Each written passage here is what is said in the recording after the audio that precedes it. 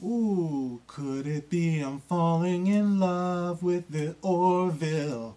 Could it be I'm falling in love? Ooh, could it be I'm falling in love? It's true, it's true, it's true. What's up, guys? This is the Gospel according to Mark with a C. He is I, and I am he. Just taking some time to tell you exactly what's on my mind. I'm on my camera phone right now. I kind of like the way it comes through here, man. It's like you can see the playful glint in my eyes. And I hope everyone is doing well. Guys, I got a confession to make. And, my gosh, I haven't felt this way in years. I feel so silly. I feel pretty. I feel pretty. I feel pretty and witty and happy. And the reason why I feel this way is I think that I actually love a show. I think that I'm actually loving the Orville this season. And it's weird because I haven't loved the show since the early days of The Walking Dead. And before that, I think Lost. I think Lost was my was my show. And before that, it was probably X-Files. I mean, it goes back, you know what I'm saying? There was a few shows that I've loved. And I'm starting to feel little flutters, you know what I mean, when it comes to the Orville. I've watched, like the first, what are they up to now? 4 episodes of season 2 of the Orville. And I am digging this show, man. It's like, wow, I'm not the biggest Seth MacFarlane fan. As a matter of fact, I've been anti-Seth MacFarlane for a lot of years. But he's broken through, man. He's broken through the icy barrier that's over my heart after I've been let down by Star Trek, especially with Discovery. Discovery is just terrible, terrible. Now allow me to do a little side chat here about Star Trek Discovery, or as we like to call it in the community, STD. Oh my God, I thought that this show was going to get better, possibly with season 2. Maybe they would learn from some of the plot disasters that they did in season 1. With season 1, I was trying. I told you guys, I was really, really trying. There was one character that I loved in season 1. I actually loved Captain Lorca. I talked about this on video before. I wish he could have stayed just a complicated captain. You know what I mean? But I think that, by making him a bad guy and a mirror universe dude and stuff like that, it's like, to me, they just went like lazy. You know what I mean? It's like, God forbid they have a complicated character that just isn't lovable. But they went that route. So Captain Lorca's gone, and with it, surprisingly, went all reasons to actually continue watching this show, for me anyway. Sonequa Martin Green, I've loved her since The Walking Dead, but look, the weakest link on Discovery is Michael Burnham. You know what I mean? That's the weakest link. I think what it is this is the first show that exclusively is from the point of view of a character that is not the captain. I think that's what's going on. It's like, picture the Next Generation from the viewpoint of O'Brien, Chief O'Brien. You know what I mean? And Chief O'Brien was a damn good character. I loved his character. I loved his wife. You know, his daughter was like cute as a button and everything. But you don't want to see a series from the perspective of Chief O'Brien. Why do we have a series of Star Trek from the perception and the viewpoint of Michael Burnham? You know what I mean? It's like, no, it's like she's a bland character. Her hair is a distraction, and she's always got to be right.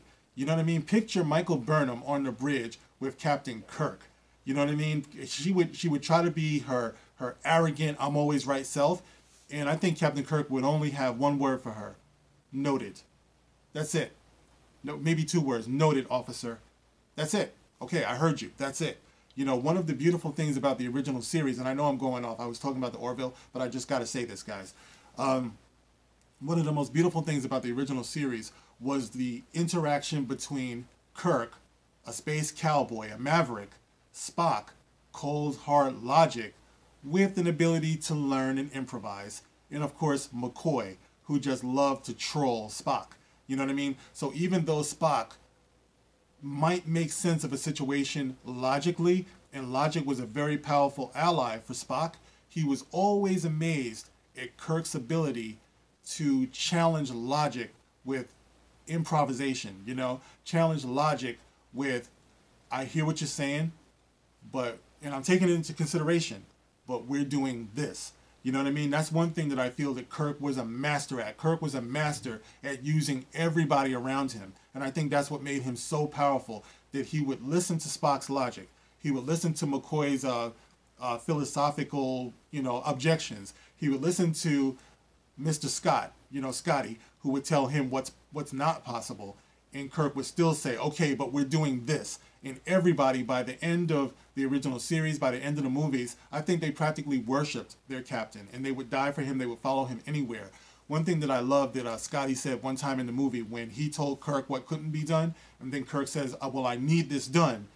Scotty said something to the effect of, aye, Captain, thy will be done.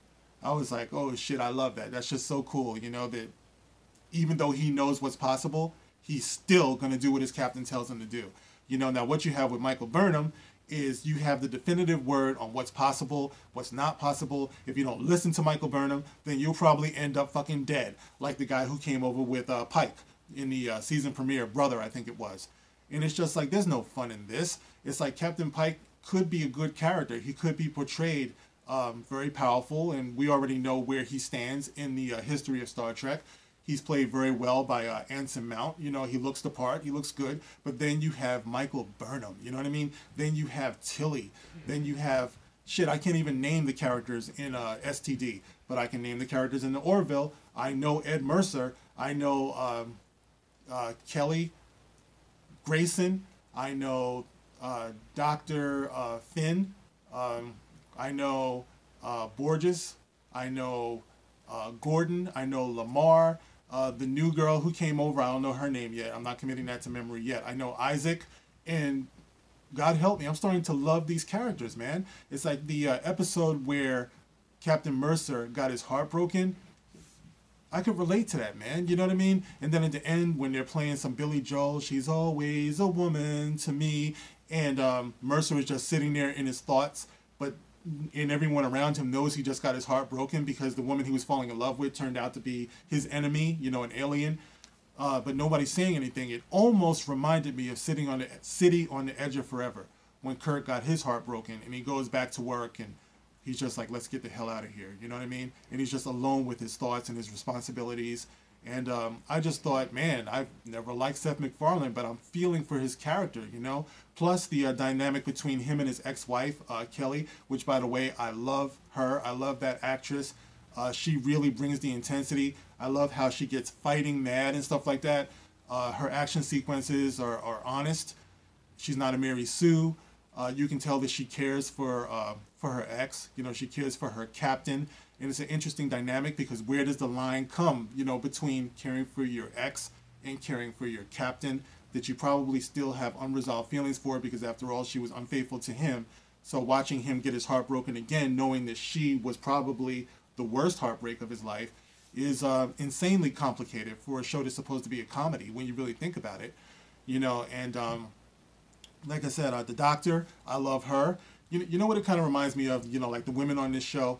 I loved Deep Space Nine. Truly, truly. I loved all the Treks. Didn't get into so much Enterprise and all that stuff. But I love Deep Space Nine. And you know who I had a crush on from Deep Space Nine? Y'all gonna think I'm crazy. Major Kira. I loved Kira Nerys. You know what I mean? She was so hot to me. She was just so fiery. You know what I mean? And her little nose was so cute with a little earring. You know what I'm saying? I love Major Kira. It's like 7 of 9, man. I just wanted to bang 7 of 9. But Major Kira, she did something to me. But this crew, for some reason, they touch me in the same ways that Major Kira did, they just got this sexy way about them, like all of them, like Kelly, the doctor, I love the doctor, she had a little fling with Isaac in the other episode, and I thought that was insanely well handled, and I love the fact that when she knew what she wanted, she didn't waste any time. It's like, that's the kind of date that I appreciate. You know what I'm saying? It's like he was pushing the right buttons. It's like he dropped the, I guess they went on the Orville's, equivalent to the holodeck. And Isaac dropped his, his exterior appearance, and he appeared as the actor who actually plays him. I think it's Mark Jackson, you know what I mean? So he starts kicking that rap, you know what I mean? And the doctor is like, oh my.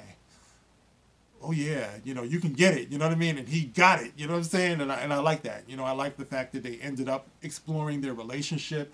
And by the way, this does make her pansexual, doesn't it? So for all the haters who said that I was just being anti-pansexual or anti-gay, anti-homosexual, anti-trans, if it's done in the right way, if it's handled the right way, I don't have a problem with it. Now, Star Trek has always been about exploring other, you know, realities and other possibilities and things like that. So it actually fits here that this human being is having a relationship, and a physical relationship at that, an emotional relationship with what is actually a machine, you know. So they're doing a great job with that, man. And the whole Borges with his husband or his mate, you know, it's a single gender species, and their child was born a girl, but they had the procedure to turn it into a boy. And it's just, man, it's so damn imaginative for what's supposed to be a farce, a comedy, a spoof. It's like crazy more imaginative than Discovery. You know, they had a First Contact episode where they went down to a society for the very first time, and you felt their giddiness when they were going down there. They're like, it's First Contact, is what we signed up for, and they're running all over the place. And it was so well done, and it was a society that worshipped astrology, you know, that built everything around astrology. And let me say this real quickly about that episode. I would love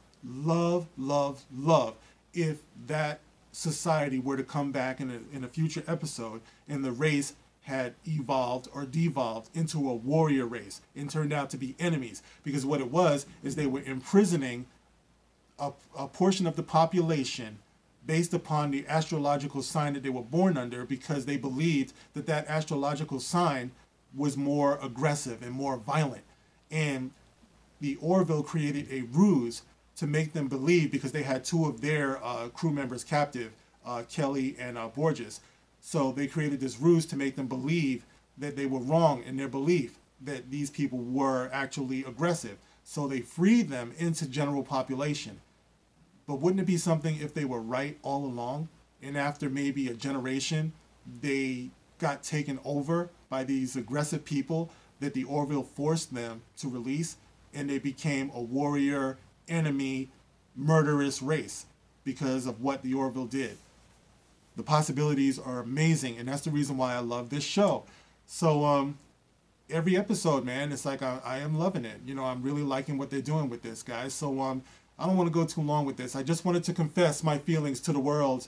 I feel like I'm starting to love, or I'm going to go ahead and say it. I love the Orville in season 2. I love what they're doing, and I really hope they keep it up. So guys, if you've been watching, what do you think about the Orville? Check it out, because as geeks of the culture, fans and things like this, I really do feel like the Orville is out-trekking Star Trek right now. So what do you guys think? You can get at me in the comment section and let me know. All right, guys, you can like, share, subscribe. I greatly appreciate it. I'll catch you on the next one. This is The Gospel According to Mark with a C. Rock on. Dun, dun, dun, dun, dun, dun.